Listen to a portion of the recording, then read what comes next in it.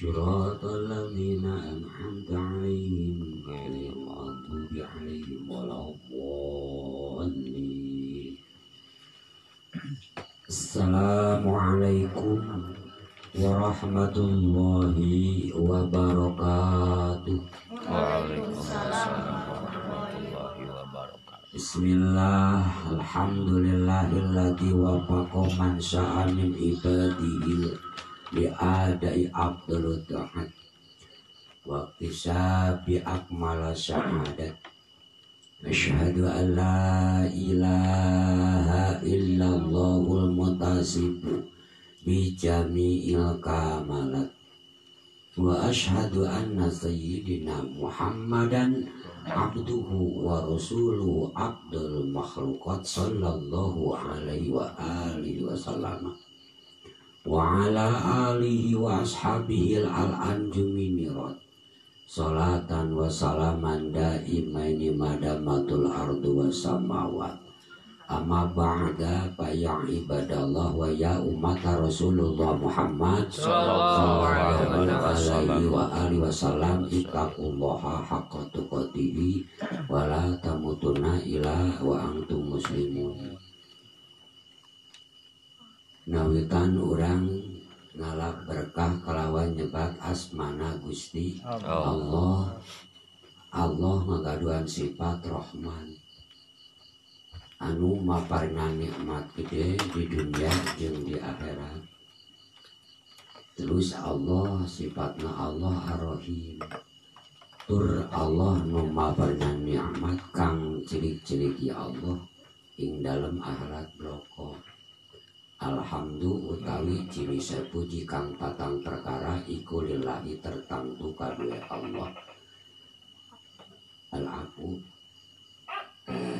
menulisan sedikit ya. Alhamdulillah wa syukronimatillah bahwa guru kita Al-Habib sudah hadir di pesantren kita, di majelis kita.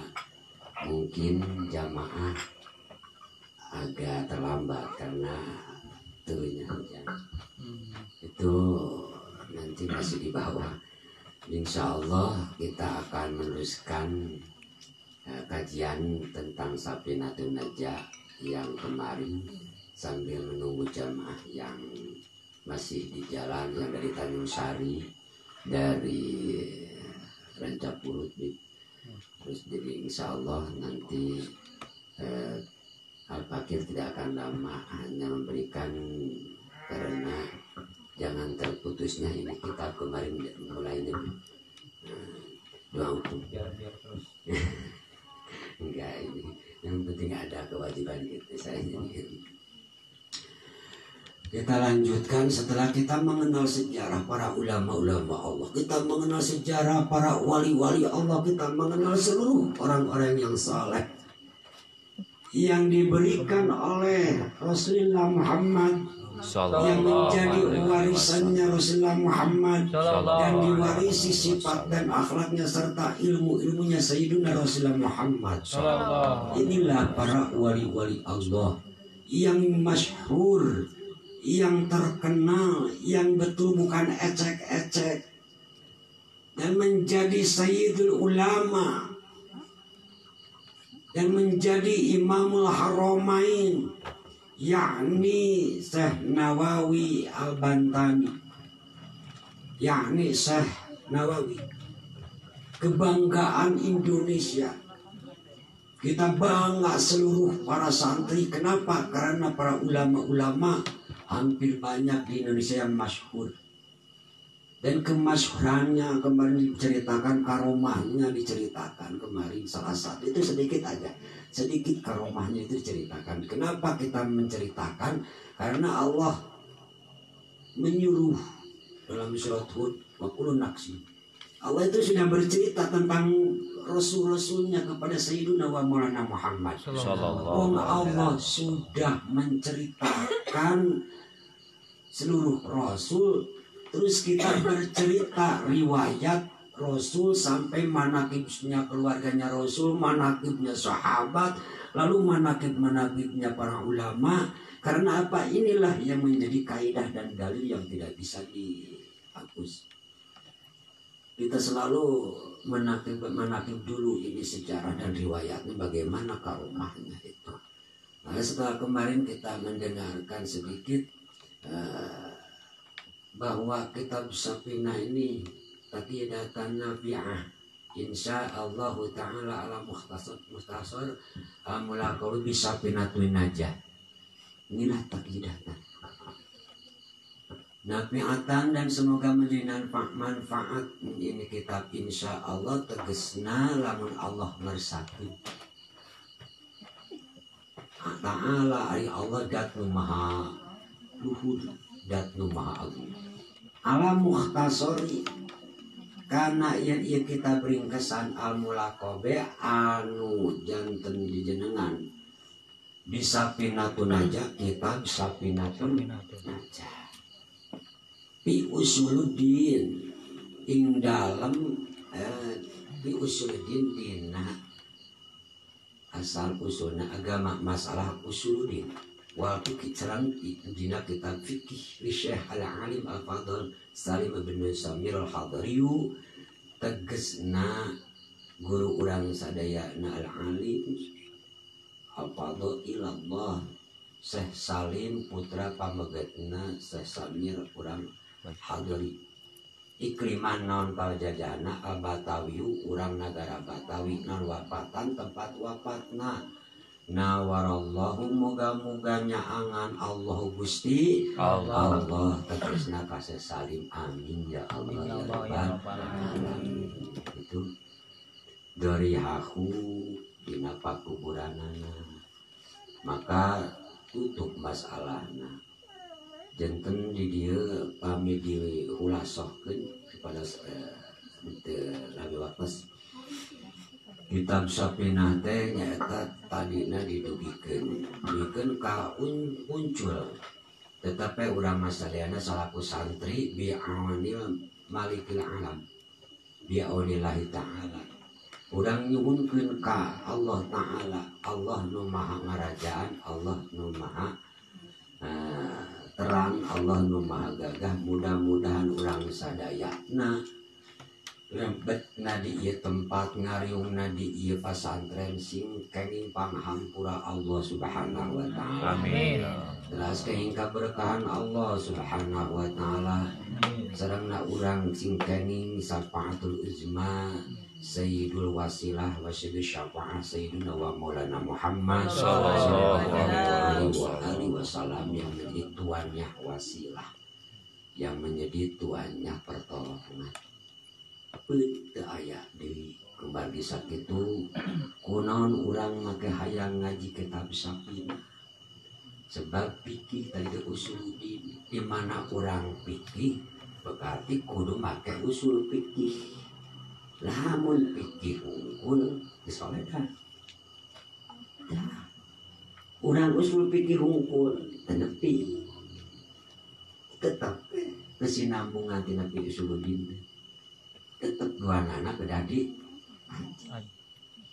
sing morotok sing kaharti da urang mah dharma nyampe ke ningali kana kita beda apa bising salah ditinggali deui gitu da urang mah bodoh nyiron we ngaji gede bodoh gitu naon atuh kabodohanana arek ngilangkeun kabodohan anu hakikat we keur mah bodoh urang mah terus urang mungeangan beuki kumaha ari bodoh eta sieun ngaduruk kana agama ari ilmu eta cai mareuman tuh bukan mareuman teh kita sama Imam Syafi'i.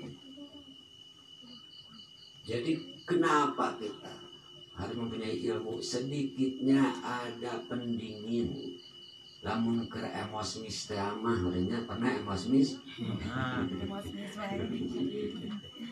mulak ke amarah teh mulak teh bintu karena teh ambok ke urang mah tapi naon ka setan dan mulak kana pi ambok teh aya tapi urang sakedikna ari ruang riung di majelis ilmu mah tidak diriung-riung kasuruh-suruh kemotivasi kunusan seri emutan watawasobil haq watawasobis itu maksudnya. Maka ketika kita ingin mempelajari mengkaji lebih dalam kitab Safinah karena ibadah kita ngaku ke Allah kurang mah jika tina sholawat adrik mitanya hud biadi qolat qolati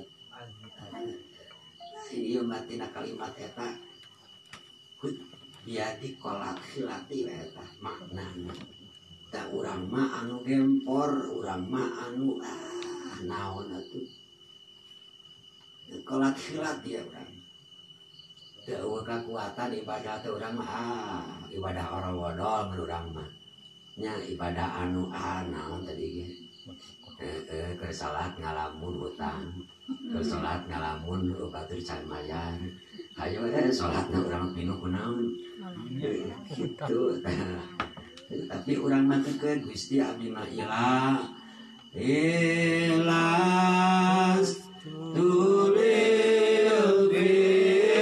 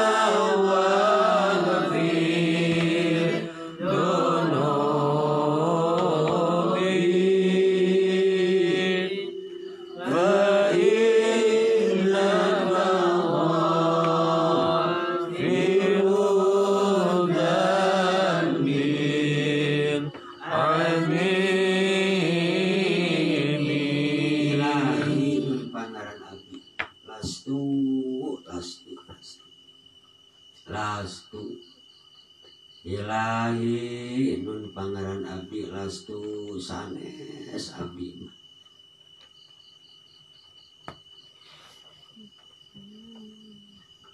Firdausi ahla sanes ahli sur lastu teh sanes tina laesa lastu nil firdausi sanes ahli surga. Tapi orang kumaha ka Allah wala aqwa. Namun Gusti abdi teh teu kiat. Kana naon anar kana neraka. Yakin orang ahli surga tapi teu kiat kana jahim komo ka neraka jahanam Gusti urang mah teu kuat gitu.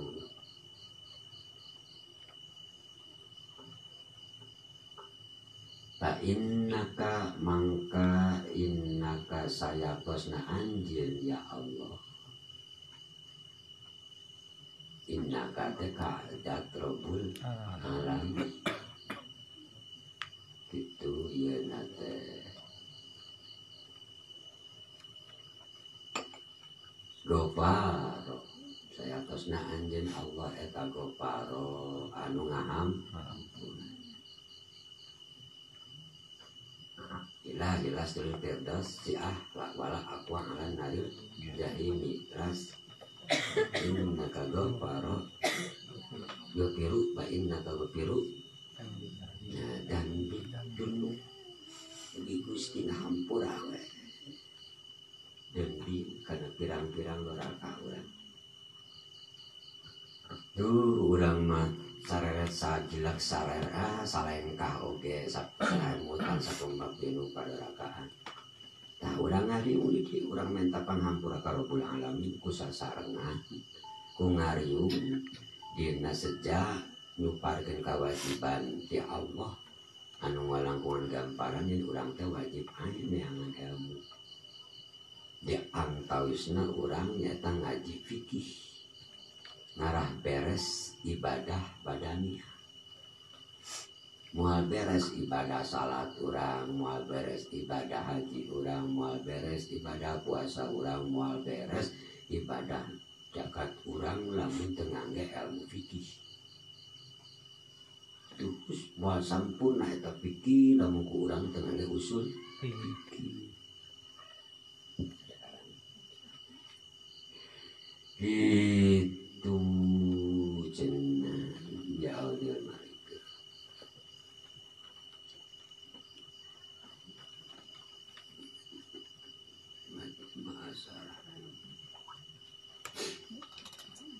Maka ieu kitab Safinah teh hiji jalan, hiji tuntunan, hiji tetekan kanggo ningkatkeun sareng ngajalankeun amal dina fikih. Moal sepi ibadah urang ka Rabbul Alamin lamun ieu urang sadayana salatna teu make ilmu.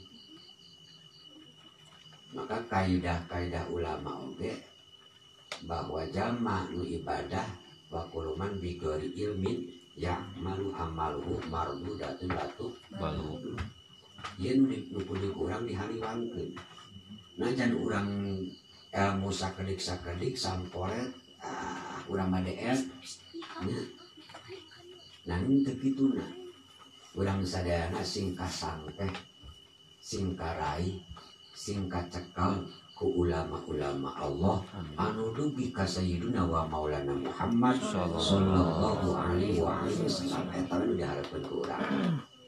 Da urang mah bongan begang anggang urang mah nya begangnya dan teu mah begang ku ilmu anggang ka ulama atuh beki rajet. Tapi teu kituna urang sadaya Nabi aulillahi taala tetep nyuhunkeun ka Gusti Allah taala.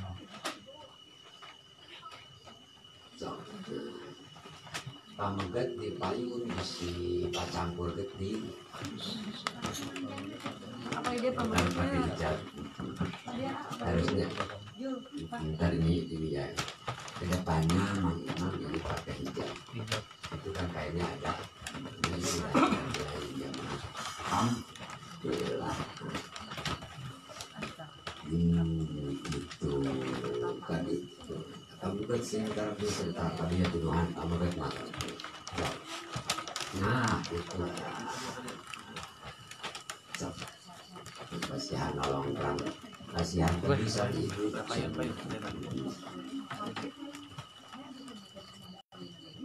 Sallu ala Nabi Muhammad Allahumma salli wa sallim wa barik itukah kita jadi kita harus bahwa inilah kita yang sangat begang dan anggan kermah ilmu begang terus anggan ke ulama bagi kumaha tuh pan urang malah ibarat begitu ya lamun dieudekeun hirupna lamun teu dieudeuk-eudeuk naon teh teh begitu lain marana ya urang mah urang ieu mah lain marana ya urang maka kitab Sapinatun Najah dina sapalih karomah disimpen di kitab itu di lahu gitu nungguan karedoan Allah tapi teu aya nu sahuruf pun dical di kitab Sapinah teh Syekh Nawawi karomah eta buka marita lajengkeun karomah lajeng Syekh Nawawi jadi ulah patukur sang Imam Nawawi mah yus 45 tahun nanti itu dari Syekh Nawawi mah ngarabanten nah ieu nu sok diaji dasar dina madhab Syafi'i dina ilmu fikih nya ke ceramahna sakali abang ya itu terus ngabahas bismillahirrahmanirrahim bismillahirrahmanirrahim ngawiti ingsun tingkah ingsun hal yang ngalap berkah kalawan di batas maneh sifatnya Allah Ar-Rahman kama bernikmat kang gede-gede ya Allah ing dalam dunya lan akhirat sifatnya Allah Ar-Rahim tur kama bernikmat kang gede-gede kang ciri-ciri ya Allah ing dalam akhirat walau Allah lain nikmat anu gede di alam nikmat tapi nikmatna di sadayana jawi sadayana makhluk nampi ngan ke Rusia nikmat ke di akhirat khusus dan sok nu kafir menang nya nu pasek menang terus nanti nu negara musyrik menang kuda menang domba menang tapi cangkat tinggali kuda jeung domba sholat ya. Jadi yang tidak pernah sholat adalah binatang itu makanya begini kita kurasakan kembali orang tersebut cekap sampai tabu 9 nya jangan kenana orang doakan lah guru orang saya Al-Habib sareng bojona sing tambi-tambi yuswa barokah amin yang keniswa kalawan sehat wal afiat amin amin karidwan Allah mantenana ti bumi dan ka pasantren urang sadaya amin mudah-mudahan mantenana enggal ditepangkeun sareng tepangna teras-terasan tepang sareng sayyidina wa maulana Muhammad sallallahu alaihi wasallam itu janten yang naku anjing anu mudah-mudahan mantenana sareng bojona putra kening keberkahan kuriungan urang sadaya amin anu nutur-nutur nage sing berkah amin sing dihampura dosa urang sadaya amin maka catetan kenaon anu kumantena dugikeun sing ngajentenkeun saksi jaga di yaumil qabri wa yaumil qiyamah urang sadayana dina hal ieu bukakeun mana urang bukakeun sadaya sing salega-legana mana ieu teh nilangkeun kabok niatkeun karena Allah terus anu ini aku ada anak santri yang nilai katanya Sallu ala Nabi Muhammad. Sallallahu Mabruk apa mabruk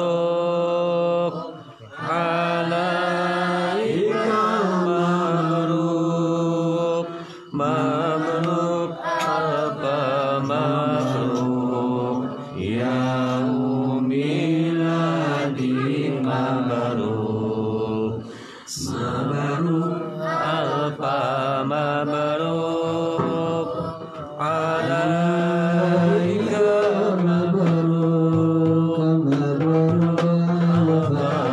mabruk ya miladi mabruk mabruk alfa mabruk alaika mabruk mabruk alfa mabruk alaika mabruk mabruk alfa mabruk yaumil azim mabruk selamat hari milad semoga dapat rahmat selamat hari milad semoga dapat rahmat dari Allahu Ahad hingga hidup selamat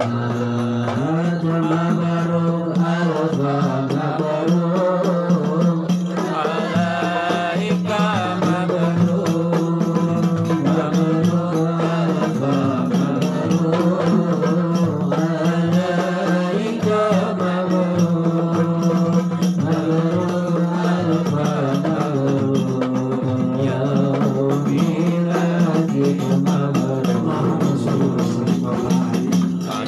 Barakati al-Fatihah. Alhamdulillah. Iya, jeung kanu lairena sahawa yang dia itu lairena jeung sadayana sing berkah. Amin. Sakitu di al-Fakir lajeng ulang sadayana kamu neraskeunana wallahu muwaffiqu ila aqwamit thoriq. Wassalamualaikum warahmatullahi wabarakatuh. Waalaikumsalam.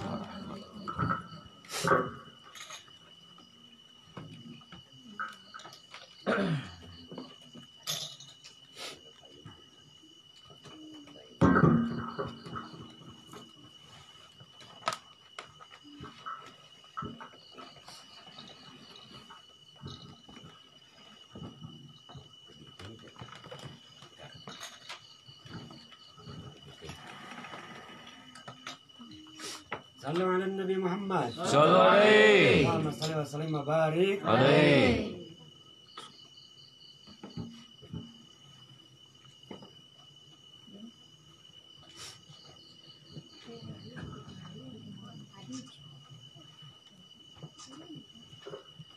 Ya Hanan ya Manan ya Qadim al-Ihsan bahri judik malyan yudlana bil ghufran la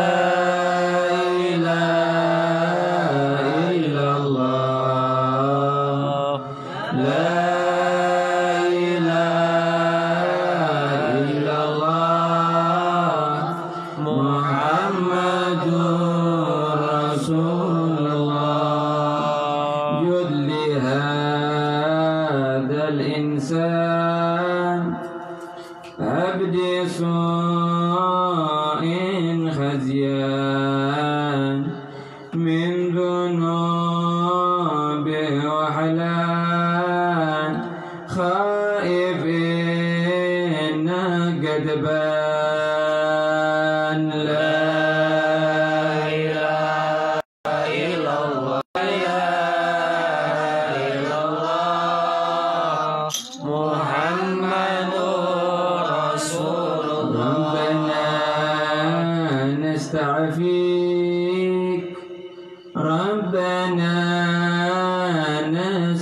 فيك ولنا ظن فيك يا رجال الإيمان لا إله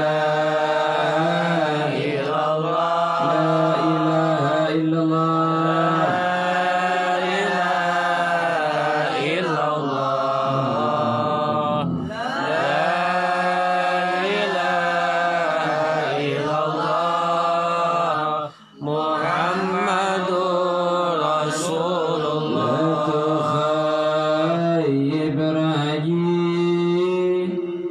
تحت بابك لجين لم يزال في الدجين قائلا يا حنان لا إله إلا الله لا إله إلا الله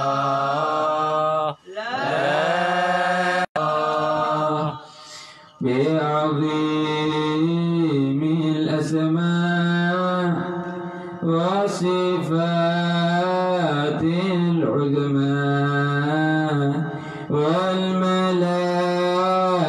جمّا وبجاه القرآن لا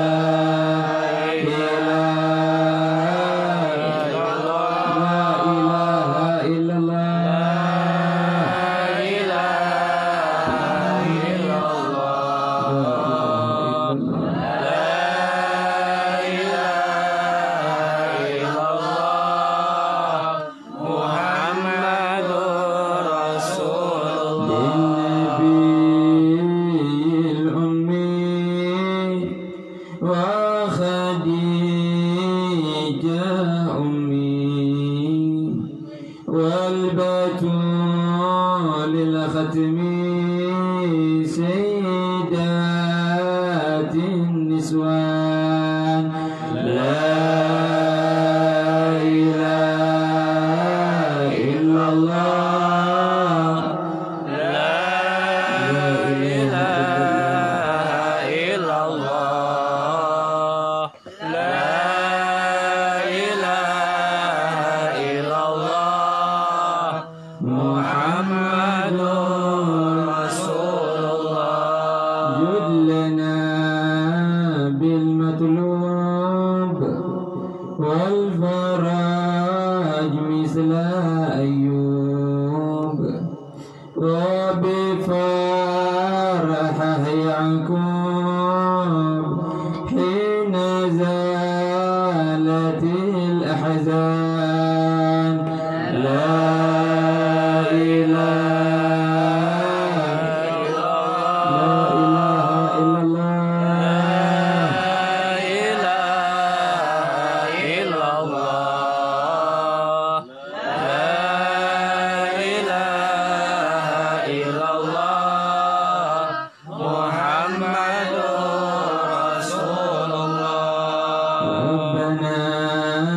اغفر وارحم واعف عما تعلم فإن جودك دعا إنسى خلقك والجان لا إله إلا الله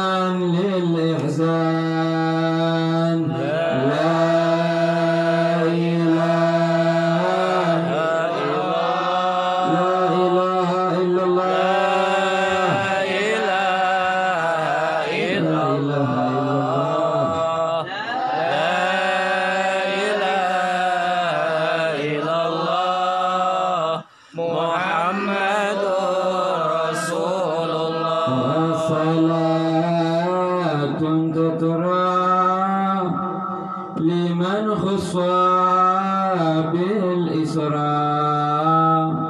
ودوي طرا في جميع الأزمان لا إله إلا الله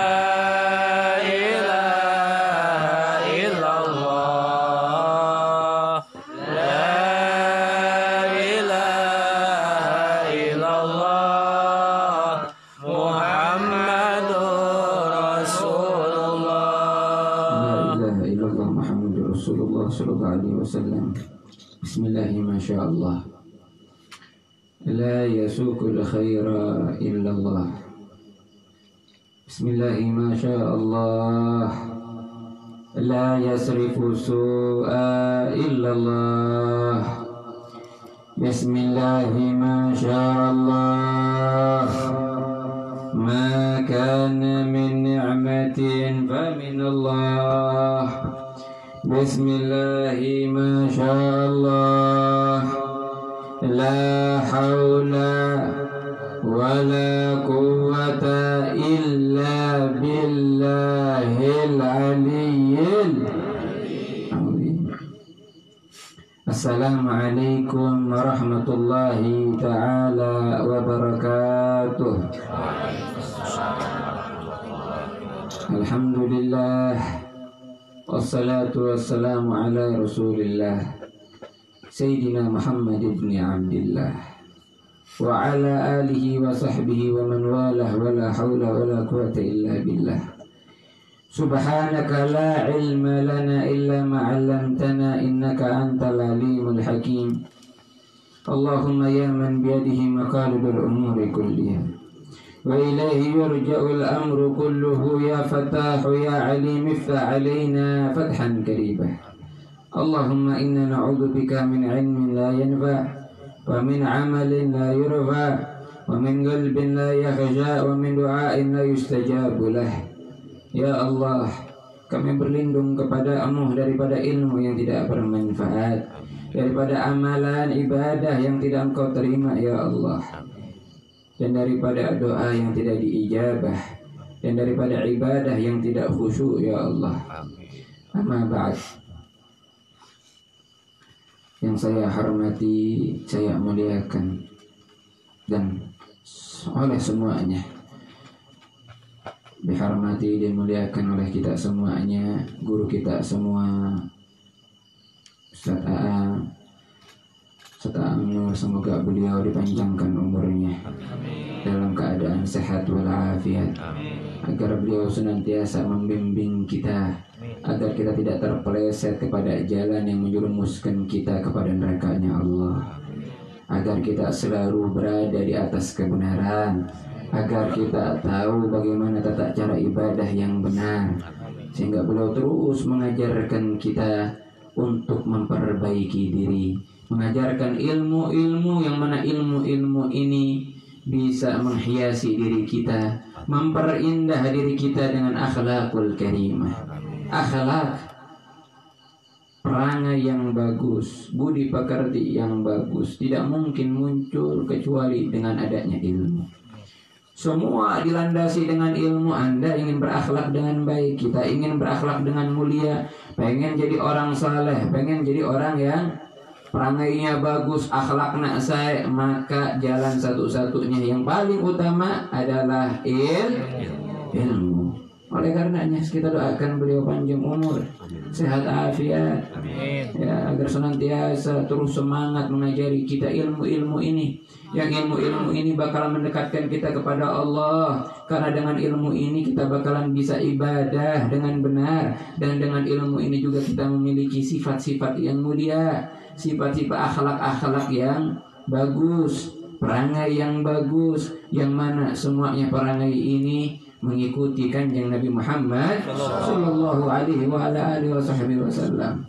Dikatakan Nabi Muhammad sallallahu alaihi wasallam uswatun hasanah, suri tauladan terbaik dalam segala hal.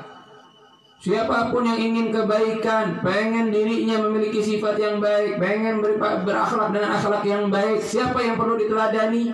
Baginda Nabi Muhammad Sallallahu Alaihi Wasallam. Lalu dari mana kita tahu bagaimana perangai Nabi? Dari mana kita tahu bagaimana akhlak Nabi sih? Lalu dari mana kita tahu bagaimana sifat baik Nabi sih? Bagaimana sifat mulia Nabi? Taunya dari mana? Dari ilmu yang diajarkan oleh para ulama. Alhamdulillah saat ini kita dikumpulkan dengan beliau. Beliau mengajarkan kita fikih juga. Ini sangat penting. Dikatakan oleh para ulama, ta'allam fa innal ilma zainun li ahlihi wanwanun li kulli ilmah. Ta'allam, belajarlah kamu. Secara umum belajar ilmu agama apapun itu. Mau itu ilmu fikih, ilmu tauhid, ilmu sorabnya, nahunya, ilmu alat-alat yang lainnya, ilmu balaghahnya, ilmu manteknya, ilmu tasawufnya, belajarlah itu. Ilmu tentang akhlak. Akhlak itu juga ilmu, pakai ilmu. Ta'allam, belajar engkau. Fa innal ilma zainun li ahli. Kenapa perlu belajar? Karena ilmu bakalan menjadi penghias bagi pemiliknya. Bakalan menghiasi orang yang memiliki ilmu tersebut. Wa fadlun wa unwanun li kullil mahamidi. Dan ilmu tersebut bakalan menjadi keutamaan bagi pemiliknya. Dan bakalan menjadi tanda bahwa orang tersebut adalah orang yang memiliki sifat-sifat terpuji. Bahwa orang tersebut memiliki tanda-tanda keterpujian. Oleh karenanya belajarlah engkau. Kita semua hanya perlu belajar ilmu apapun itu. Ilmu agama, semuanya pelajari. Tapi di bait-bait setelahnya, di syair-syair setelahnya, beliau mengkhususkan tafaqquh. Belajarlah engkau ilmu fikih. Tafaqquh bisa diartikan memahami. Tapi di syarahnya tafaqquh di situ ta'allam al-fiqh, ta'allam al-fiqhah. Belajarlah engkau fikih. Fa innal fiqha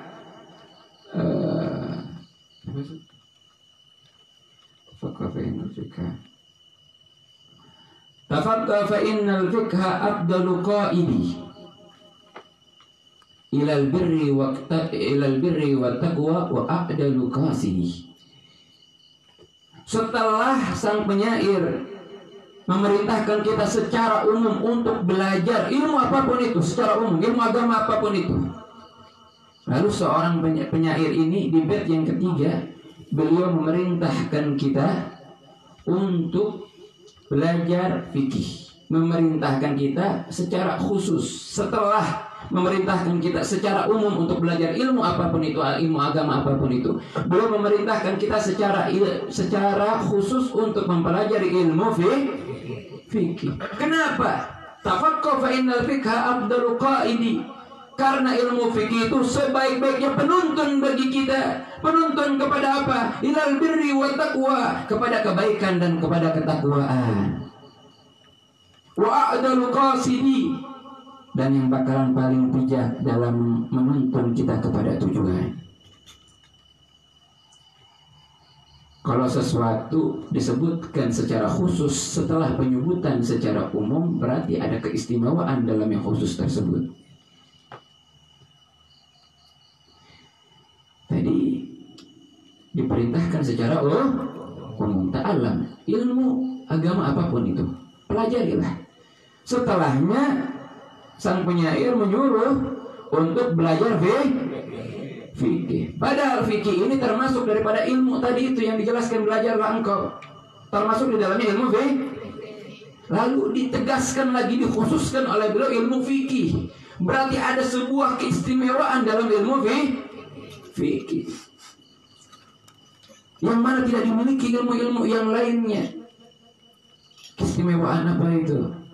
Afdalul qaidi, penuntun terbaik, penuntun paling utama kepada kebaikan dan ketakwaan adalah fikih.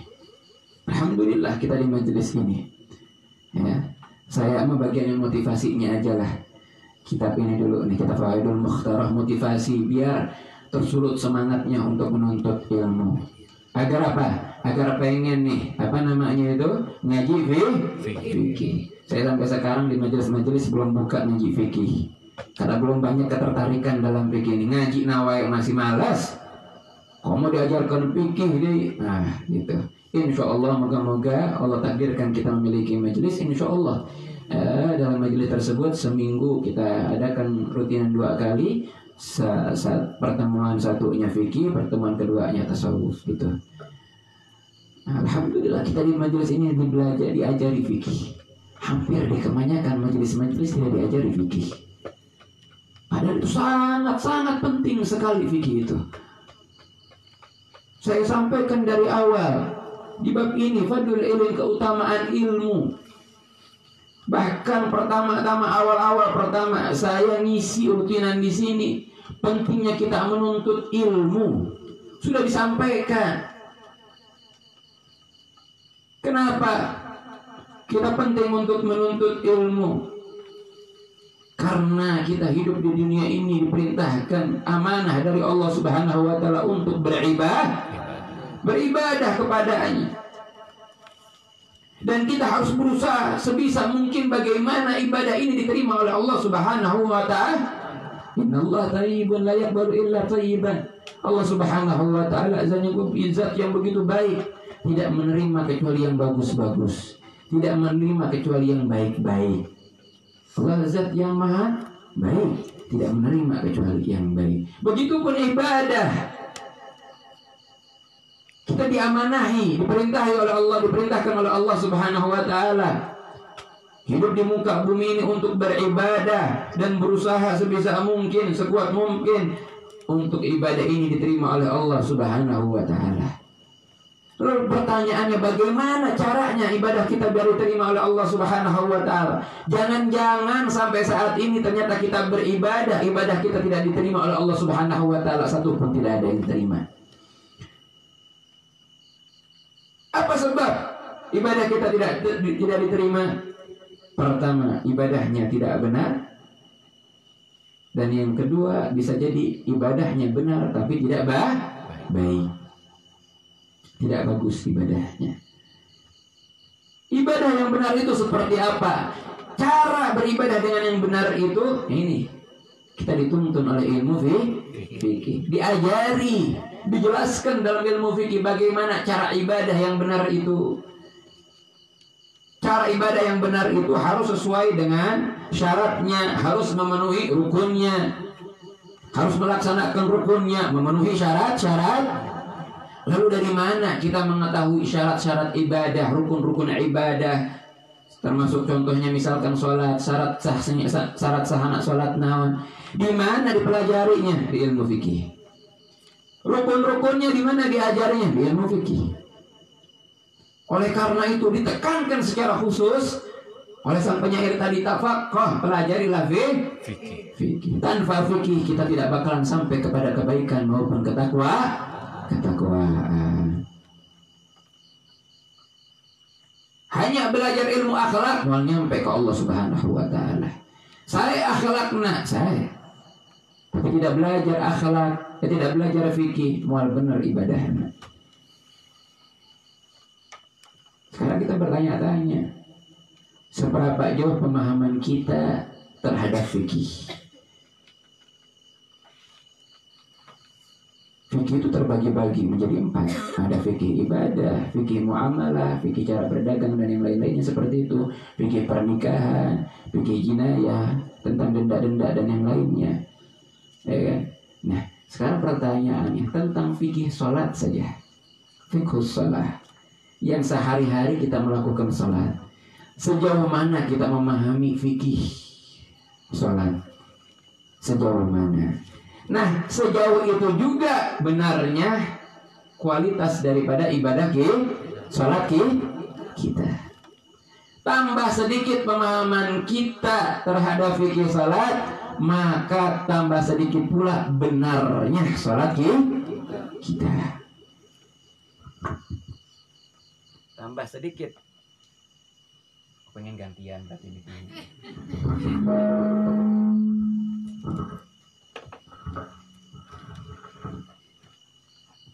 Biar adil berarti saja.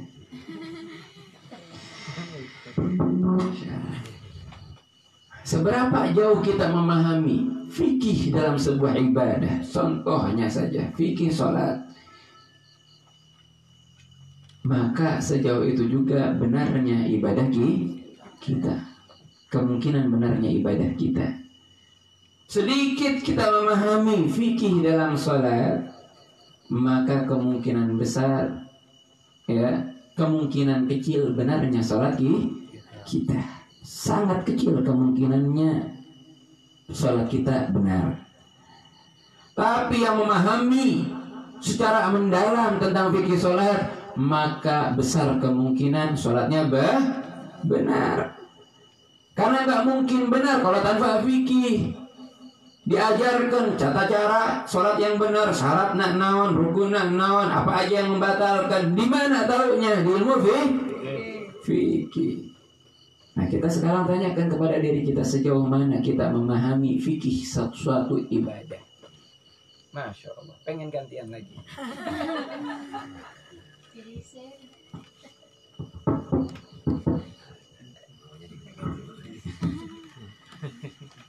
Puasa kita, mau tahu puasa kita benar apa tidaknya? Seberapa besar kemungkinan benarnya ibadah kita? Puasa kita kah? Zakat kita kah? Haji kita kah? Sholat kita kah? Seberapa jauh kebenaran sholat kita? Maka tanyakan kepada diri kita, seberapa jauh pemahaman kita terhadap fikih dalam ibadah-ibadah tersebut. Oleh karena sangat penting sekali untuk menuntut ilmu fikih. Saya sampaikan di kelas, ketika saya mengajar para santri, saya mengajar dapat bagian sirah di beberapa kelas, bagian sirah dan hadis. Waktu di Banyuwangi saya alhamdulillah kedapatan bagian fikih. Sebenarnya semangat ketika fikih, karena fikih ini sangat khusus. Dan saya ketika mengajar fikih, boleh kalian untuk belajar yang lain, sangat penting untuk belajar yang lain juga, tapi fokuskan fikih lebih daripada yang lainnya. Kenapa? Kalian ini para calon-calon ulama. Kalian ini para calon-calon panutan masyarakat. Kalian ini bakal menjadi calon-calon tokoh di masyarakat. Ketika masyarakat mempunyai permasalahan, maka datangnya kepada kalian. Bukan sebagai pananyaan, ya kan? Bukan sabaraha amr yang benar, ya. Bukan eta. Ditanya gimana solusinya. Permasalahan-permasalahan tersebut di mana didapatkan solusinya? Solusinya hampir 90% berada dalam ilmu fikih. Mau berbicara tentang apa? Mau bertanya tentang apa? Perdagangan. Ilmunya di mana? Fikih. Yang sering terjadi permasalahan dalam pernikahan. Di mana jelaskan pernikahan? Fikih. Di fikih. Para perempuan yang punya permasalahan tentang headnya, di mana jawabannya? Di ilmu fikih. Oleh karenanya saya sampaikan, kalian pelajari semua ilmu yang ada, tapi khususkan untuk mempelajari ilmu fikih.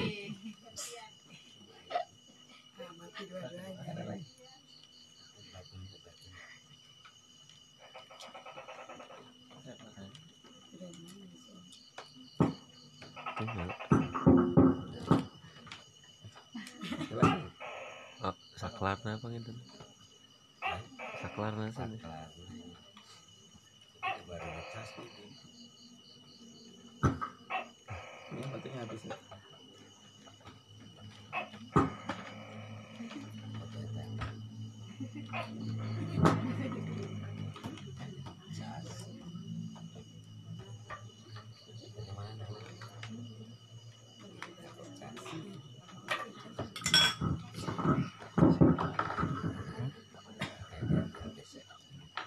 Makanya kita ngaji.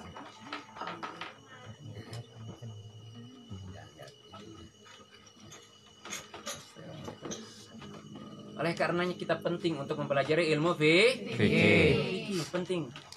Dan bersyukur alhamdulillah kita saat ini alhamdulillah kita duduk tadi diawali dengan mempelajari ilmu fikih. Yang jangan khawatir. Saya pernah di satu masjid ceramah nggak pakai mic pernah. Masjidnya agak gede lagi. Jadi pernah satu masjid Takbir Akbar waktu Isra Mi'raj, mic-nya nggak benar-benar, akhirnya tanpa mic udah. Lebih besar, cuman perbedaannya kalau ini kan tidak tertutup gitu, jadi suaranya lebih nggak mantul. Kalau di sana walaupun besar lebih bisa kedengeran. Alhamdulillah, saat ini kita duduk tadi diawali dengan mempelajari ilmu fikih dan terus insya Allah semoga ini istiqomah mempelajari ilmu fikih. Dan ketika diajarkan ilmu fikih teh kudu serius, teu bisa ilmu fikih mah sambil main HP, sambil malaweng teu bisa. Kudu fokus matana, telingana, hatena kudu fokus, catet. Sok ayeuna. Misalkan diajarkan bab sholat. Biasanya di bab sholat yang paling pertama dijelaskan adalah syarat sahana sholat. Syara itu sholat. Syarat sholat disebutkan hiji-hiji, satrul aurah, nutup aurat, iya dan itu dan ini, istiqbalul kiblah, teu dicatet nyampe ka bumi hilap deui. Nah, hafalan urang masa kieu-kieu enak. Lanjut deui ke arkanus shalah, rukun salat. Naon wae disebutkan hiji-hiji. Fokus sampai teu dicatet nyampe ke rumah tidak bakalan bermanfaat jadi enak. Kalau belajar di pondok mah ada kitabnya sambil diterjemahin kitabnya. Kan kita nggak punya kitabnya. Kan kita tidak punya kitabnya, maka setidaknya kita siapkan buku tulis dengan pulpen. Saya pernah nyampaikan di majelis. Saya sampaikan di majelis kayak gini. Ternyata bagi kita ini antara buku tulis sepaket dengan pulpennya dibandingkan dengan HP jauh lebih mahal buku tulis sama pulpen. Realitanya seperti itu. Buktinya apa? Ya kalian hadir setiap pertemuan dikasih tahu jangan lupa buku tulis, jangan lupa pulpen, tegaduh, meser. Ternyata yang dibawa HP, hampir semuanya bawa HP. Bisa beli HP, ternyata luar biasa mahal nak buku tulis sarang pulpen ternyata mahal. Tapi buktinya nggak kebeli soalnya. Berarti mahal. Ya kan? Nggak kebeli berarti HP kebeli berarti murah. Semuanya bawa HP, buku tulis di setiap rutinan seminggu sekali diingatkan bahwa buku tulis. Apalan orang teh sakieu-kieu na. Tetap we bawa buku tulis. HP bawa HP masa daya anak. Oh luar biasa mahal nak buku tulis. Mungkin zaman ayeuna kertas teh mahal luar biasa mungkin ya. Sampai teh kapeser. HP mah minimal HP kalian minimal harganya standarnya 1 jutaan lebih. Jarang yang dibawa 1 juta. Buku tulis 10.000 oge henteu teh nyampe teh kapeser. Itu menjadi bukti bahwa buku tulis sama pulpen jauh lebih mahal. Bener apa enggak? Betul. Salah. Kenapa salah? Tanya di toko berapa harganya buku tulis, nggak nyampe 10.000. Orang bodoh yang bilang benar. 10.000 jeung 1 juta mahalan mana? Biasa matematika henteu. Mun aya artos 1 juta jeung 10.000 dipilih nu mana? 1 juta. 1 juta. Berarti lebih gedean mana 1 juta jeung 10.000? 1 juta. Buku tulis kirang ti 10.000, HP leuwih ti 1 juta. Berarti mahalan mana? Mahalan HP. Berarti salah teman bilang kalau buku tulis lebih salah. Tong kajebak. Lalu apa jawabannya? Berat hatena untuk meser. Eta jawabannya. Coba ayeuna misalkan HP hilang. Insya Allah besok walaupun nggak punya uang beli lagi HP enak. Walaupun kudu minjem. Walaupun misalkan nu ngarokok udah candu ngarokok, teu ngarokok sapoe teu naon. Nu penting beli HP deh. Wah, galau dah. Seharian sudah galau kalau nggak megang HP. 1 juta, 2 juta kebeli besoknya juga. Kalau HP-nya rusak atau HP-nya hilang. Buku tulis 10.000 tak kebeli-beli. Tandanya apa? Tandanya hatinya masih berat mengeluarkan uang untuk buku tulis. Padahal manfaatnya jauh lebih bermanfaat mana? Buku tulis. Bib, tapi saya nyatet di apa namanya itu? Nyatet di HP. Nyatet di HP lebih banyak mana? Ya, HP-nya digunakan untuk ngetik ilmu-ilmu faedah-faedah di para ulama atau untuk chatan dengan si doi. Lebih banyak mana? Kalau dibandingkan misalkan ke di peradilan Allah Subhanahu wa taala, yang mana Allah Subhanahu wa taala mengetahui semua yang telah kita lakukan, apa yang kita ketik dan apa yang kita gunakan daripada HP kita, seandainya ditimbang. Ya. Ditimbang kita menggunakan HP untuk kebaikan ataupun ketikan-ketikan untuk kebaikan dan ketikan-ketikan untuk keburukan, tanyakan kepada diri sendiri, kira-kira kalau ditimbang beratan mana? Jawabannya ada di diri masing-masing. Kira-kira kalau ditimbang HP kita ini dipisahkan antara keburukannya dan kebaikan yang telah kita lakukan dengan HP tersebut, kira-kira nanti kalau ditimbang di peradilannya Allah Subhanahu wa taala lebih banyak mana baiknya atau buruknya? Tanyakan kepada diri kita. HP benar bisa menjadi kebaikan, tapi kebanyakan yang menggunakannya bukan untuk kebaikan. Ternyata faktanya, realitanya, mudaratnya jauh lebih banyak dari manfaatnya. Karena siapa? Karena penggunanya. Penggunaannya. Bib, dengan HP bisa direkam, Bib. Bisa direkam. Kan kalau nulis mah, kalau nyatet mah terkadang nggak ketulis, nggak keburu. Ya, direkam. Nanti balik ke rumah, kalau nggak ditulis percoba wae. Nyampe rumah yang ditonton bukan rekaman ceramah ulama. Yang ditonton apa? YouTube, drakor, ya kan? Ya seperti itu yang ditontonnya, direkam. Buka YouTube juga banyak. YouTube itu gak buruk semuanya. Para ulama mereka berdakwah di situ. Kalau misalkan ditimbang nanti diperlihatkan sama Allah Subhanahu wa taala apa yang telah kita buka daripada YouTube, kira-kira banyakan mana? Konten ceramah, konten agama, konten kebaikan, apa konten mudarat, konten maksiat? Atau konten masakan, cara masak ya kan? Apa konten ceramah? Saya udah coba sehari aja nggak megang HP atau HP-nya hilang, nggak nyampe seminggu, paling telat seminggu udah punya HP lagi.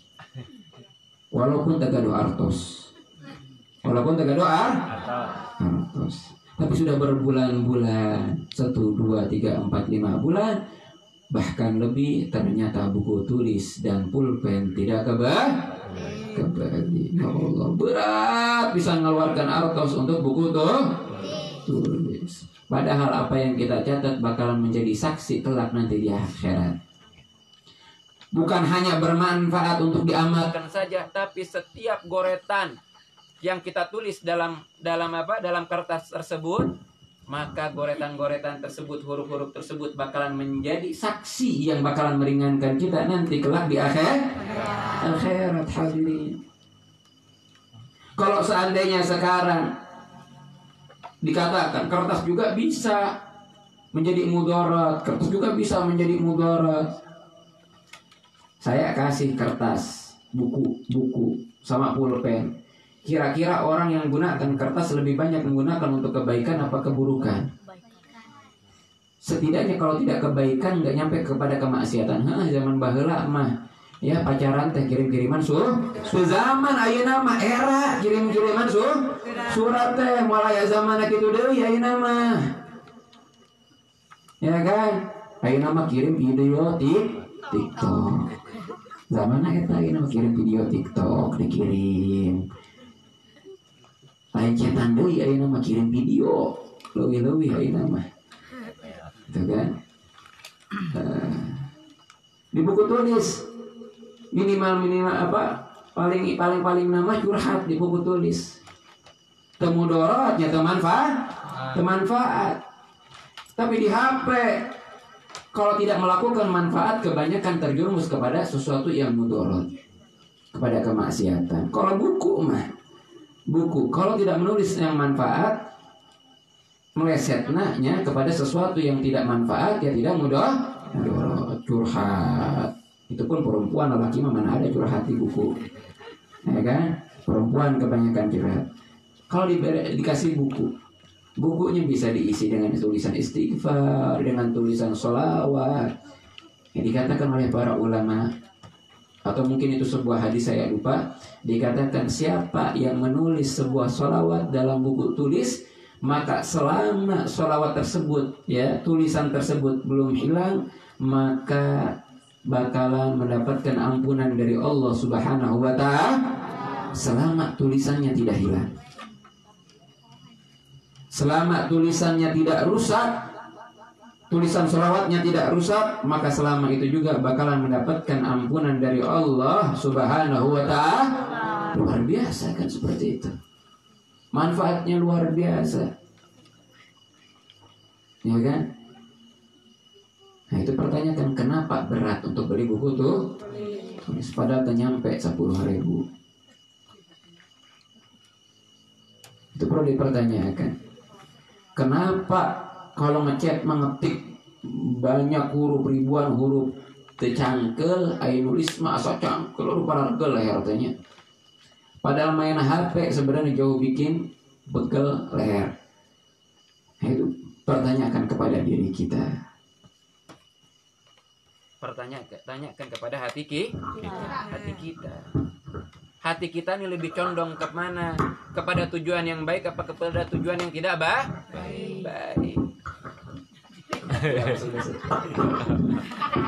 Kepada tujuan yang baik atau kepada tujuan yang tidak baik? Semoga sudah sampai kayak gini. Terlalu kalau bulan depan nggak bawa buku tuh, terlalu miskin berarti. Terlalu miskin bisa neta mah. Kak bina-binata yang miskin berarti kalau tidak beli buku tuh. Tulis, masya Allah. Ya gitulah kita mah ya, manusia ya. Kalau untuk urusan akhirat sok memiskin-miskinkan diri. Kalau untuk urusan duniawi sok mengkaya-kayakan diri. Contohnya bagaimana? Ai mobil mah kapeser, rumah mah kapeser, ya kan? Sawah ayah kapeser, tapi haji henteu can mampu haji. Eta kumaha bisa mampu gaduh sawah? Kumaha mampu gaduh bumi? Apakah bumi nanti donasi? Aya mah donasikan kita pakai donasi bumi na. Moal aya nu merean donasi untuk bikin rumah, sumbangan buat bikin rumah. Moal aya nu masihan, kecuali memang rumahna bobrok dibenerkeun aya gitu mah. Emang rumahna rumah donasi, mobilnya pakai donasi di batur. Kan teu sawahan di mana? Terus perabotan di mana? Itu kalau dikalkulasikan berapa hargana bisa haji 5 kali meureun. Bahkan lebih daripada itu. Haji mah bisa dicicil bayar oge.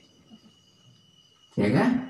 Bisa dicicil. Tah, untuk urusan dunia masuk mengkaya-kayakan diri, ya kan? Gaji sabaraha tapi wawanian untuk apa namanya tuh? Kredit mobil atau motor. Kredit rumah. Urusan bayar mah engke gampang ngutang. Sok mengkaya-kayakan diri. Arto sabaraha tapi hoyong meser baju nu sae. Arto sabaraha tapi hoyong beli pakaian celana yang bermerek. Tapi kalau urusan dunia, urusan akhirat, hese nak luar biasa. Sok dimiskin-miskinkan.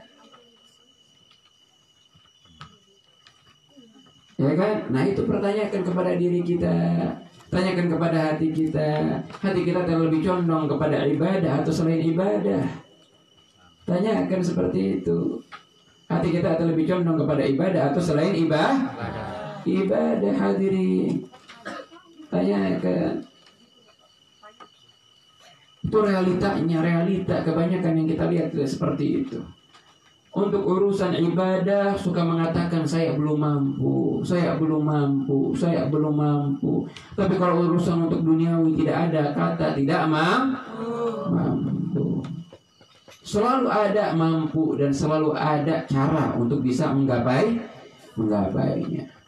Bagaimanapun caranya pokoknya kudu hasil dunia mah. Tapi kalau untuk akhirat mah gampang, dah Allah Maha Penyayang, tinggal ngomong mampu ya udah selesai. Begitu juga. Ingat selain Allah Maha Penyayang, Allah juga Maha mengetahui. Allah mengetahui apakah kita mampu atau tidak. Allah lebih mengetahui daripada diri kita. Kita mengatakan di hadapan orang, saya can mampu, padahal di rumahna ya ada tempat isinya uang semua. Kalau dihitung misalkan 100 juta. Iya, di hadapan manusia bisa dianggap tidak mampu, tapi di hadapan Allah tidak bisa menipu Allah Subhanahu wa taala hadirin. Kenapa itu bisa terjadi? Ya. Kalau untuk urusan dunia selalu ada, selalu mampu, tapi untuk urusan akhirat susah sekali. Jawabannya kenapa? Tujuan kita. Kalau tujuannya adalah akhirat, bakalan mudah segala apapun ya yang berurusan dengan akhirat, dengan ibadah bakalan gampang. Buktinya apa? Banyak orang-orang yang tidak dikira dia ini seorang haji, tapi ternyata dia haji. Tukang beca di Sumedang banyak tukang beca ternyata sudah haji.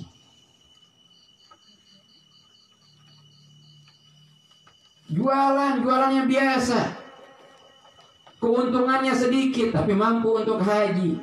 Berarti tujuannya kuat kepada akhirat, tujuannya sedikit kepada dunia.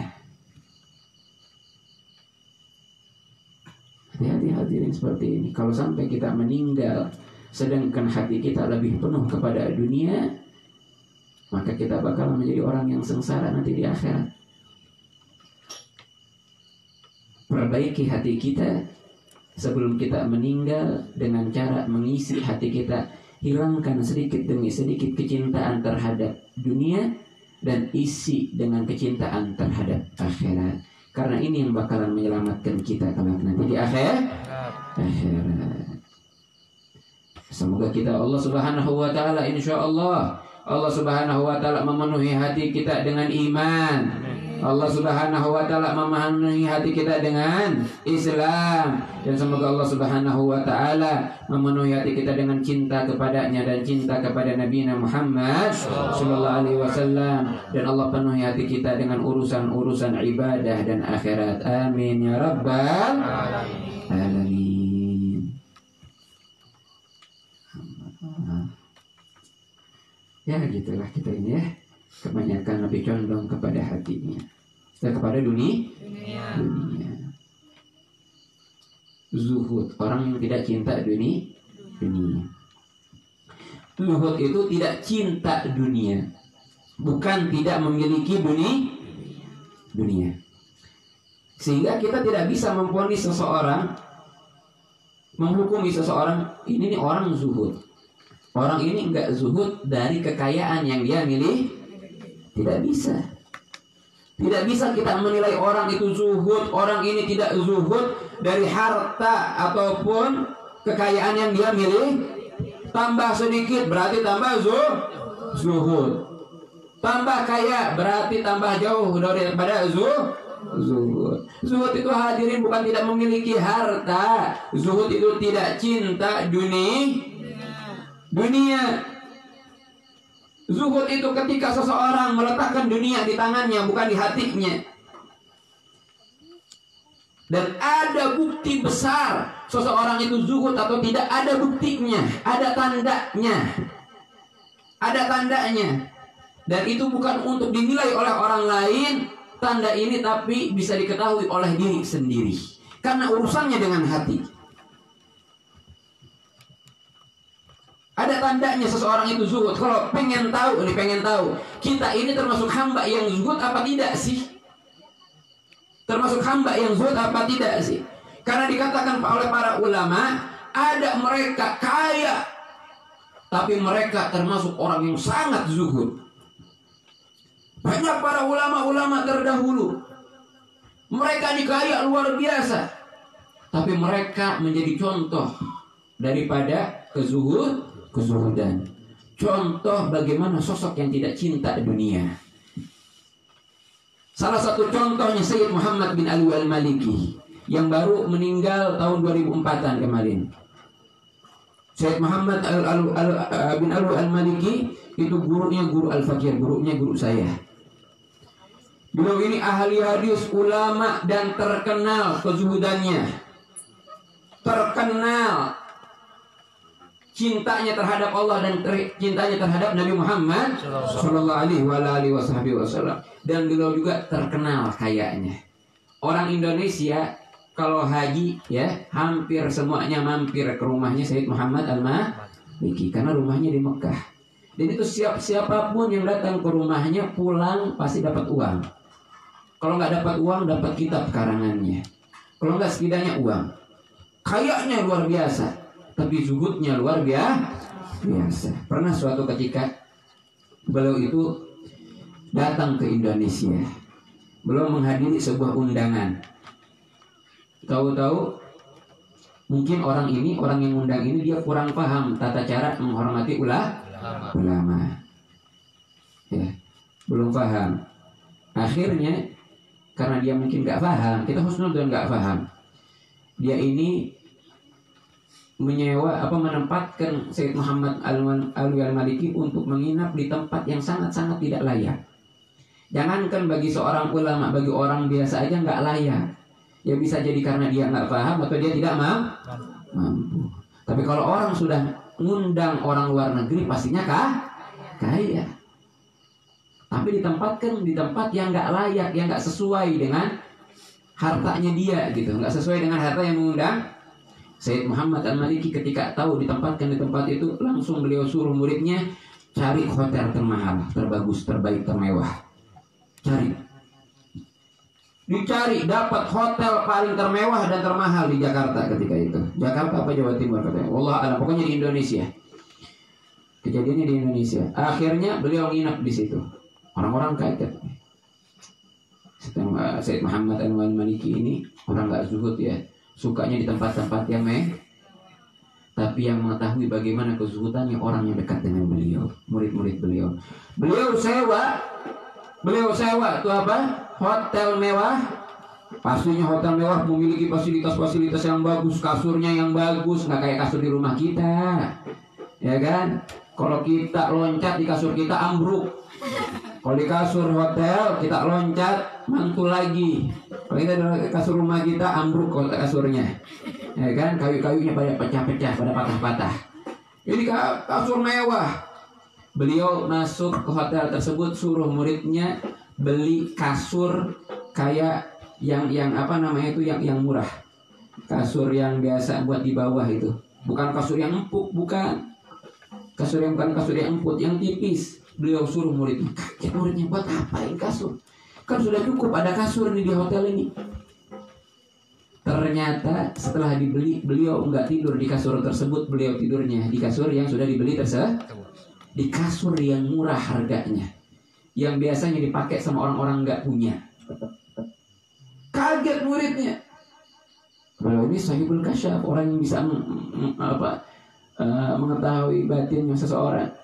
Beliau bilang, saya menyewa hotel mewah bukan untuk memuliakan diri saya. Saya diundang karena ilmu yang saya miliki. Ilmu ini luar biasa mulianya. Ilmu ini tinggi kedudukannya. Maka tidak pantas untuk ditempatkan di tempat yang tidak baik. Saya sewa hotel yang mewah untuk memuliakan ilmu tersebut. Lalu saya tidur di tempat tersebut karena memang diri saya pantas untuk tidur di tempat tersebut. Lihat zuhudnya seseorang. Kaya di hadapan manusia, tapi di hadapan Allah memiskinkan dirinya. Lihat. Allah. Tidur mahal, mengeluarkan uang banyak, keluar dari uangnya sendiri. Kasur udah ada, tidurnya di kasur yang biasa. Imam Maliki, gurunya Imam Syafi'i radhiyallahu taala anhu, ya, beliau hari-hari biasa jarang pakai sendal, tapi beliau memiliki sebuah majelisnya adalah majelis hadis yang dijelaskan tentang hadis. Kalau sudah harinya, hari rutinan majelisnya, beliau menyiapkan pakaian yang paling mewah yang beliau miliki. Beliau beli, siapkan secara khusus, beli pakaian yang mewah, yang bagus. Beliau beli parfum, aroma-aroma yang seperti itu, yang paling wangi. Dan beliau siapkan di majelisnya tempat duduk yang tinggi buat beliau duduk. Kenapa seperti itu beliau lakukan? Karena apa yang disampaikan oleh beliau bukan sesuatu yang biasa, tapi yang beliau sampaikan adalah sebuah hadis, sehingga majelisnya penuh wibawa. Karena beliau memuliakan hadis. Sehari-harinya beliau pakai sendal, tidur di tempat yang tidak baik. Beliau tidur yang di tempat yang tidak baik. Tapi lihat ketika beliau mengajarkan hadis, beliau pakai pakaian yang paling bagus, mengalahkan murid-muridnya semuanya walaupun kaya muridnya. Memakai pakaian, imamahnya dipakai, wanginya aroma apa, pakai parfum yang paling wangi, semerbak, sehingga majelisnya penuh wibawa.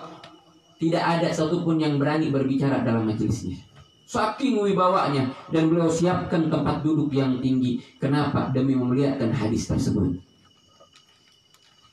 Demi memuliakan hadis tersebut. Memakai pakaian yang bagus. Iya, memakai pakaian yang bagus, tapi bukan karena beliau cinta kepada pakaian tersebut, tapi tujuannya untuk memuliakan hadis yang beliau sampaikan. Tujuannya bukan karena memuliakan dirinya dengan pakaian tersebut, tapi tujuannya untuk memuliakan hadis. Termasuk daripada Imam Muhammad Al-Bagir. Beliau ini keturunannya Rasulullah, cicitnya Rasulullah. Beliau kalau sehari-harinya pakai pakaian 2 lapis. Sehari-harinya pakai pakaian 2 lapis. Lapisan utama yang di depan, yang terlihat sama orang, itu pakaian-pakaian yang bagus. Pakai pakaian yang bagus. Di dalamnya pakai pakaian apa? Pakai pakaian yang tidak enak dipakai, bahkan terkadang bikin luka badannya. Ketika ditanya kenapa beliau memakai seperti itu, di hadapan manusia kelihatannya pakai pakaian yang mewah, bagus, tapi ternyata di dalamnya memakai pakaian yang tidak nyaman untuk dipakai. Kenapa? Ini pakaian yang bagus, ini urusan saya dengan manusia, sedangkan pakaian dalam saya biar saya menundukkan diri saya di hadapan Allah Subhanahu wa ta'ala. Jadi itulah zuhud, hadirin. Zuhud itu bukan memiliki dunia, tidak memiliki dunia. Takarannya bukan seberapa banyak, hartanya sedikit apa hartanya, bukan. Tolak ukurnya bukan itu. Oh, sedikit hartanya berarti zuhud. Kaya berarti nggak zuhud. Bukan itu. Tolak ukurnya seberapa besar dia cinta terhadap dunia atau tidak. Dan itu bisa. Lalu bagaimana caranya mengukurnya? Oh, kalau ngaku-ngaku mah bisa aja ngaku-ngaku mah. Ngaku hati saya mah nggak cinta dunia. Tapi perlu dibuktikan itu. Perlu dibuktikan bener enggak cinta dunia teh. Gimana buktinya? Gimana bukti? Nah, sebelum saya jelaskan buktinya, kata Abdul Haddad, ada orang kaya dan dia zuhud, berarti dia mendapatkan rezeki lebih dari Allah dan dia mendapatkan keistimewaan dengan zuhudnya. Ada orang yang tidak mampu dan dia zuhud, maka dia juga mendapatkan keutamaan. Ada orang tidak kaya tapi tidak zuhud, berarti itu orang yang banyak mimpi hayang kaya tapi kesampaian. Kata Abdul Haddad seperti itu. Ada orang miskin, ya, tapi tidak zuhud berarti itu orang yang punya keinginan besar tapi itu kesampaian. Bagaimana sih orang miskin tapi tidak zuhud? Miskin dia tapi pikiran otaknya hayang gaduh mobil seperti itu, pengen mau rumah seperti itu, pengen punya motor seperti itu. Nih orang namanya sengsara banget. Sudah miskin, punya impian, tidak hasil mimpinya. Angan-angannya tidak hasil, tidak didapatkan. Sudah sengsara, tidak dapat pahala di sengsara anak. Udah gitu apa yang diinginkannya tidak tersampaikan. Masih mending zuhud, miskin tapi zuhud. Dapat pahala miskinnya. Ketidakmampuannya mendapatkan pahala. Lalu apa buktinya? Buktinya kata ulama, bukti seseorang itu zuhud atau tidak, bukti seseorang itu cinta dunia apa tidak, buktinya la yafrah bil mawjud wa la yahzan bil mafqud. Ini bukti yang bakalan benar-benar bisa membuktikan kita ini zuhud apa tidak. Ini benar. La yafrah bil mawjud, tidak senang, tidak bangga dengan apa yang dimiliki, dengan yang ada. Gaduh mobil, gaduh bumi, saya, gaduh motor, saya tidak senang dengan itu. Biasa-biasa wae. Dikasih rumah sama orang, dikasih motor, biasa-biasa wae. Nggak ada rasa bangga-bangganya, biasa wae. Wala yahzan bil mafqud, dan tidak sedih dengan sesuatu yang tidak dimiliki atau dengan sesuatu yang hilang darinya. Nggak sedih. Dia punyanya sepeda, orang punya motor, nggak sedih sama sekali. Nggak sedih, tidak sedih dengan apa yang tidak dimiliki. Seseorang sudah punya rumah, dia masih ngontrak, nggak sedih. Orang makannya bisa enak, dia makannya tahu tempe setiap hari, nggak sedih, biasa aja. Dia pakai pakaian yang bermerek, orang-orang berpakaian yang bermerek, dia tidak punya pakaian bermerek, biasa-biasa aja pakaiannya, nggak sedih. Dan tidak sedih dengan sesuatu dari dunia yang hilang darinya. Tidak sedih dengan dunia yang hilang dari HP hilang, kesedih. Pertanyaannya, kita kalau hilang HP sedih apa enggak? Sedih apa enggak? Ya udah deh. Sudah tahu jawabannya kan? Berarti zuhud apa enggak kan? Sudah tahu. Misalnya belum rumah itu tuh yang kebakaran, yang hilang masih HP. Jangankan HP-nya hilang, ketinggalan wae sedihnya luar biasa. Jangan berbicara hilang HP-nya, ketinggalan sudah pusing luar biasa. Bukti seseorang itu zuhud tidak sedih dengan apa yang tidak dimilikinya dan tidak sedih dengan apa yang hilang daripada benda dunia atau daripada dunia. Rumah terbakar dijadikan sebuah renungan, bukan sedih. HP hilang tidak sedih. HP hilang nggak sedih, biasa aja. Nah, tadi itu udah tahu jawabannya tuh. Jawaban apakah kita zuhud apa tidak? Ternyata jawabannya kita belum masuk kepada zuhud. Kita belum termasuk orang-orang yang zuhud. Karena kalau HP kita hilang, jangankan hilang, ketinggalan, sudah pusing 7 keliling. Jawabannya. Bukti orang itu zuhud, tolak ukurnya di situ. Dan ini bisa diketahui sama diri sendiri, nggak bisa kita nilai orang. Karena urusan senang dan sedih urusannya dengan hati. La yafrah bil mawjud, nggak bangga. Kita punya mobil aja punya nih, misalkan motor baru, kalau sekampung nggak tahu, kecewa, sedih. Kudu sekampung teh kudu tahu pokoknya mah. Kudu tahu pokoknya mah. Dipamer-pamerkan. Sekarang mah kebanyakan pamer-pameran harta. Bangga-banggaan dengan harta, lalu di mana letak zuhudnya? Dan yang kedua, la yahzan bil mafqud, tidak sedih dengan sesuatu yang tidak dimiliki dan tidak sedih dengan sesuatu yang hilang daripada dengan dunia yang hilang daripada dirinya. Ya Allah, ternyata kita ini masih jauh daripada kategori zuhud. Masya Allah.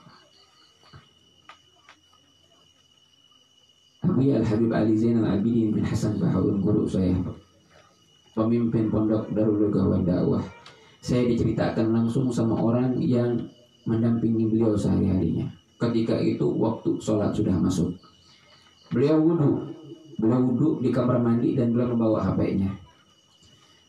HP-nya ketika beliau wudhu, beliau ambil dari gayung, dari bak. Ternyata ditaruh di sini ketika beliau nundukkan badannya, HP-nya nyemplung ke bak. HP-nya bukan HP biasa, Pak Bu. Bukan HP sejutaan yang biasa, ini HP yang mahal. Beliau wudhu, terusin wudhunya. Enggak, Allah nyemplung, begitu, nggak ada. Ya Allah, astagfirullah. Mun kita mah, ya Allah kok nyemplung atau ya Allah, ya terus meser ke kamari. Kumaha kontakna si etanya, aduh hilang deh, ya bican hafal kontakna. Kita mah kayak gitu. Beliau wudhunya diterusin. Tuh HP nyemplung ke dalam, nggak ada reaksi apa-apa. Nggak ada reaksi apa-apa, beliau udah wudhu sholat. Di murid melongok nih. Ini HP mahal nyemplung didiamin aja. Tetap menjalankan sholat. Kita mah mau sholat teng ayat chat kehela balas heula ieu balas. Bener apa enggak? Benar. Itu mah tamparan semua buat kita semua itu mah ya. Semoga dengan ini semuanya, dengan cerita-cerita ini, semoga kita tambah baik lagi. Semoga sebelum meninggal kita sudah menjadi orang-orang yang zuhud. Ingat, ketika saya mengatakan sebelum meninggal bukan berarti kita menunda-nunda untuk menjadi orang yang zuhud. Bukan berarti menunda-nunda untuk menjadi orang yang baik. Kenapa? Karena kita tidak tahu kapan kita meninggal, di mana kita meninggal, dan bagaimana kita meninggal, kita tidak tahu. Oleh karenanya dari sekarang kita perbaiki diri kita. Tidak ada yang tahu nasib kita, ajal kita. Mungkin hari ini kita ada wallahu a'lam, hari esok, bahkan malam ini wallahu a'lam. Saya malam ini misalkan ada di hadapan kalian, wallahu a'lam. Pada pertemuan selanjutnya, wallahu a'lam. Tidak ada yang bisa memastikan hal tersebut. Ya, tidak ada yang memastikan tersebut. Maka ketika saya mengatakan semoga Allah Subhanahu wa taala menjadikan kita hamba-hamba yang zuhud. Perbaiki diri kita, jadikan diri kita yang ikhlas, ahli ibadah, ahli ilmu, yang zuhud. Ya, jauh daripada maksiat sebelum meninggal. Maksudnya apa? Dari sekarang perbaiki diri kita, karena nggak tahu cepat atau lambat kita bakalan meninggal. Nggak tahu sekarang, besok, apakah besok lusa atau sejam kemudian kita bakalan meninggal, kita tidak ada yang tahu. Wafat, meninggal, tidak ada syarat tertentu. Nggak ada syarat harus sakit terlebih dahulu. Nggak ada syarat harus berumur tua dulu. Nggak ada. Syaratnya apa? Ya udah, ketika sudah ditentukan sama Allah, tertulis waktunya, masanya dia, masa hidupnya di dunia dia udah selesai, ya saat itu juga dia bakalan meninggal. Dan seseorang tidak bakalan bisa menunda, walaupun hanya sesaat, walaupun hanya sedetik, tidak bisa menunda kematian tersebut.